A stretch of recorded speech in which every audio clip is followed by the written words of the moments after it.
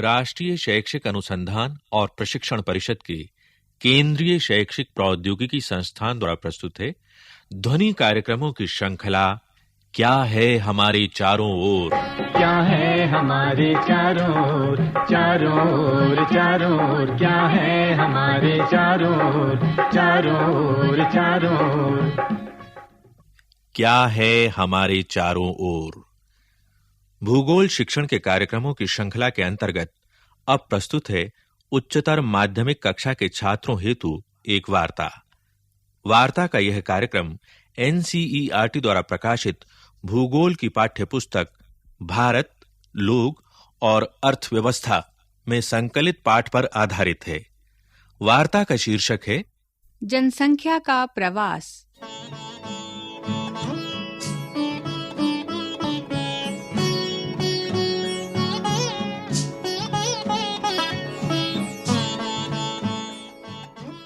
अपेक्षाकृत लंबी अवधि के लिए निवास स्थान में परिवर्तन को प्रवास कहा जाता है।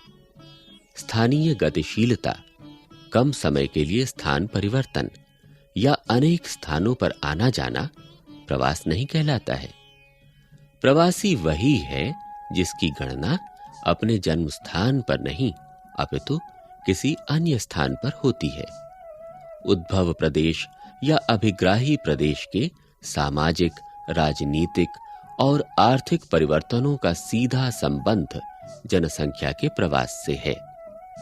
लोग बेहतर आर्थिक अवसरों, रोजगार और जीवन की बेहतर दशाओं की खोज में प्रवास करते हैं, लेकिन कुछ अनार्थिक कारक जैसे विवाह, सामाजिक असुरक्षा, राजनीतिक उथल-पुथल, अंतर प्रजातीय संघर्ष तथा बेहतर सामाजिक, सांस्कृतिक और स्वास्थ्य सुविधाएं भी लोगों को अपने निवास स्थान से खदेड़ देते हैं, अर्थात छोड़ने को बाध्य कर देते हैं।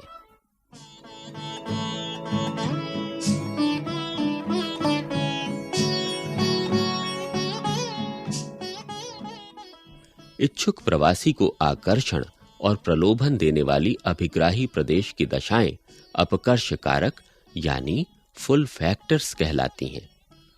लोग आकर्षित होकर मुंबई, कोलकाता और दिल्ली जैसे महानगरों में जा बसे हैं क्योंकि महानगरों में उन्हें बेहतर जीवन के अवसर मिल सकते हैं। आर्थिक मंदी वाले प्रदेश में बेरोजगारी की वृद्धि लोगों को अपना निवास स्थान छोड़ने पर बाध्य करती है। इन कारकों को प्रतिकर्ष कारक कहते हैं। इन कारकों में प्रमुख हैं जनसंख्या का भारी दबाव, कृषक वर्ग की गरीबी और अत्यधिक बेरोजगारी। 1991 की जनगणना में केवल कुल जनसंख्या के 27.4% भाग की यानी 84.8 करोड़ में 23 करोड़ प्रवासी के रूप में गणना की गई थी। 1981 में प्रवासियों का प्रतिशत 30.6 तथा 1971 में 31.2 था। कुल प्रवासी जनसंख्या में से 62.14% लोगों का जन्म गणना वाले जिले में ही हुआ था। इसे अंतः जिला यानी राज्यांतरीय प्रवास कहते हैं।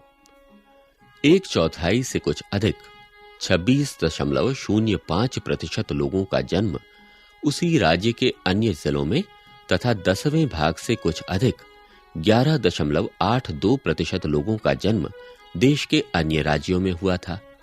इस प्रकार दूरी के बढ़ने पर प्रवासियों का अनुपात घट जाता है।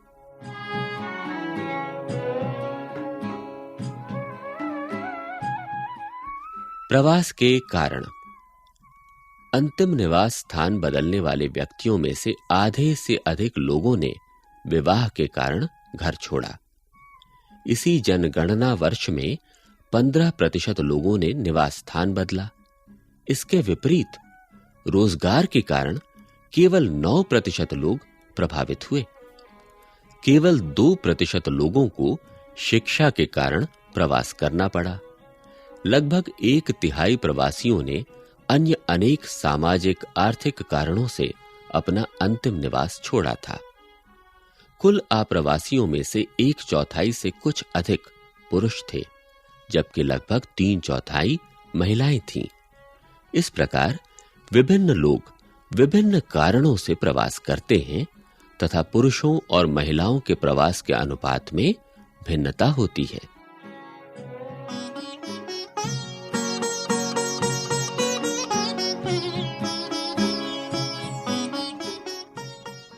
प्रवास के प्रकार।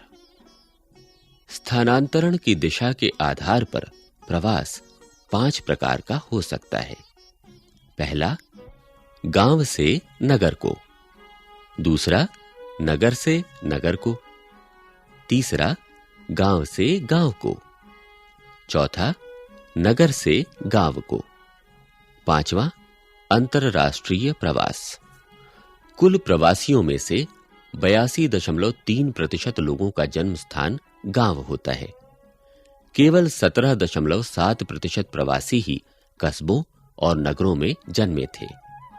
कुल आप्रवासियों में से लगभग 1/3 यानी 29.5% नगरों में आए, जबकि गांवों में 70.5% आप्रवासी पहुंचे।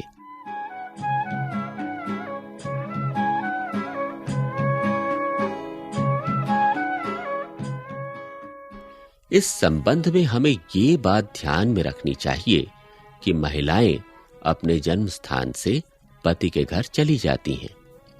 इसीलिए कुल आप्रवासियों में लगभग 3/4 एक गांव से दूसरे गांव में चले गए। केवल 5वां भाग नगरों से गांवों में गया। लगभग 11.7% एक नगर से दूसरे नगर में गए और बहुत कम लोग नगरों से गांवों में गए। दूरी और लिंग के अनुसार ये औसत स्थिति बदल जाती है। जब स्थानांतरण की दूरी और प्रवास के जोखिम बढ़ जाते हैं तो आप्रवासन पुरुष प्रधान और नगरोन्मुख हो जाता है।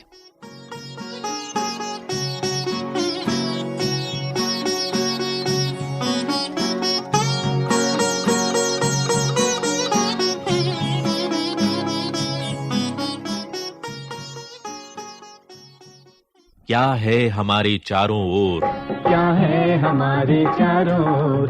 चारों ओर, चारों ओर, क्या है हमारे चारों ओर? चारों ओर, चारों ओर। अभी आप सुन रहे थे अमिताभ वर्मा के स्वर में वार्ता जनसंख्या का प्रवास।